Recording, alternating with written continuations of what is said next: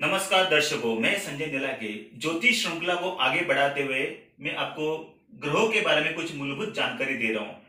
जैसे कि मैंने पिछले लेक्चर में भी आपको ये इस ग्रहों के बारे में जानकारी दी थी, अभी भी मैं आपको ग्रहों की जानकारी दे रहा हूं। ग्रहों की दृष्टि कौन सी होती है, राशि के स्वामी कौन से ग्रह होते हैं और उनकी जब संख्या कितनी होती है, ये ज्योतिष सीखने के लिए इसका मूलभूत जानकारी आपको होनी चाहिए। हो सके तो आप इसे नोट डाउन कीजिए, स्क्रीनशॉट लीजिए और इसे याद रखने की कोशिश कीजिए।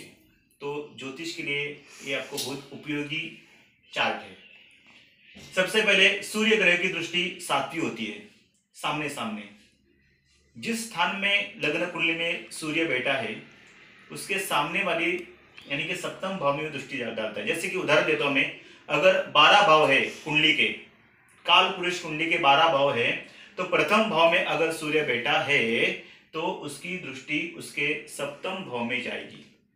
अगर द्वितीय भाव में बैठा है तो अष्टम भाव में उसकी दृष्टि जाएगी। ऐसे ही वो सामने सामने दृष्टि डालता है। चंद्र भी उसी प्रकार सूर्य के जैसे उसकी सप्तम दृष्टि होती है। मंगल की 3 दृष्टियां होती है, चौथी दृष्टि, सप्तम दृष्टि और अष्टम दृष्टि।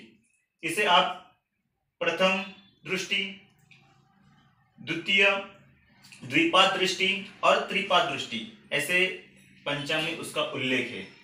तो मंगल अपने स्थान से चौथे घर में भी देखता है, चौथे भाव में, 7वें भाव में भी देखता है और 8वें भाव में भी देखता है।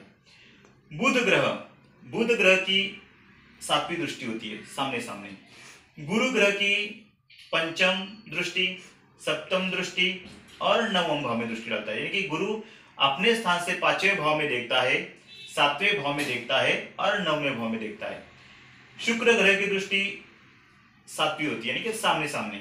शनि की दृष्टि तृतीय दृष्टि यानी तीसरे भाव में शनि देखता है, सप्तम भाव में देखता है और दशम भाव में भी शनि देखता है। राहु ग्रह की दृष्टि 5, 7, 9 गुरु के जैसे ही है, राहु की दृष्टि होती है और केतु की दृष्टि भी वैसे ही 5, 7, 9 यानी कि अपने स्थान से 5वें भाव में देखना, फिर सप्तम भाव में देखना और फिर 9वें भाव में देखना। दर्शकों, ये सारे ग्रहों को एक दृष्टि कॉमन होती है, 7वीं दृष्टि, यानी कि सामने सामने देखना। लेकिन मंगल, गुरु, शनि, राहु और केतु एक ग्रह को एडवांस दृष्टि दिया है। ये दृष्टि आपको ज्योतिष में, भावचरित कुंडली में, स्पष्ट ग्रहों में एक दृष्टि का प्रभाव सबसे ज्यादा इसका महत्वपूर्ण है। दर्शकों, इसको आपको याद ही रखना है। फिर आगे बढ़ते हैं, राशि स्वामी। ये जो मैंने आपकी 12 राशि होती है, उनके स्वामी कौन से होते हैं। जैसे कि अगर सिंह राशि है किसी की तो उसका स्वामी है सूर्य देवता। अगर किसी की कर्क राशि है तो उसका स्वामी है चंद्र देवता। मेष और वृषभ राशि में, चंद्र राशि में पैदा होने वाले बच्चे मंगल ग्रह के स्वामित्व रखते हैं, यानी कि मेष और वृषभ का स्वामी है मंगल ग्रह। मिथुन और कन्या राशि का स्वामी है बुध ग्रह। धनु और मीन राशि का स्वामी है गुरु ग्रह। फिर वृषभ और तुला राशि का स्वामी है शुक्र ग्रह और मकर और कुंभ राशि का स्वामी है शनि। राहु और केतु को कोई राशि दिया नहीं है, क्योंकि राहु और केतु, इनको अमावस्या और पूर्णिमा ये दिन उनका प्रभाव माना जाता है। फिर ग्रहों की जप संख्या कितनी होती है।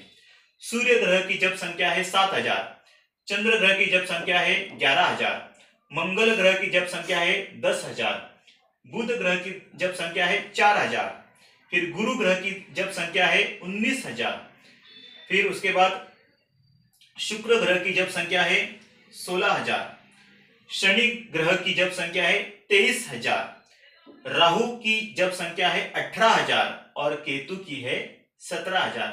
ये जप संख्या, ये इसका उपयोग ज्यादा करके अध्यात्म में आता है।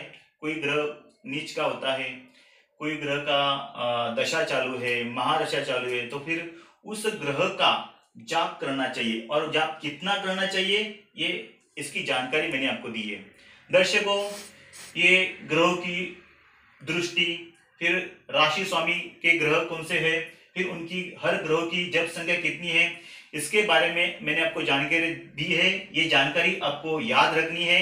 आप इसे लिख लीजिए, आप इसे स्क्रीनशॉट निकाल लीजिए। दर्शकों, ये वीडियो अगर मेरा आपको अच्छा लग रहा है तो आप इसे लाइक कीजिए, सब्सक्राइब कीजिए और शेयर कीजिए। आज के लिए बस इतना ही। धन्यवाद।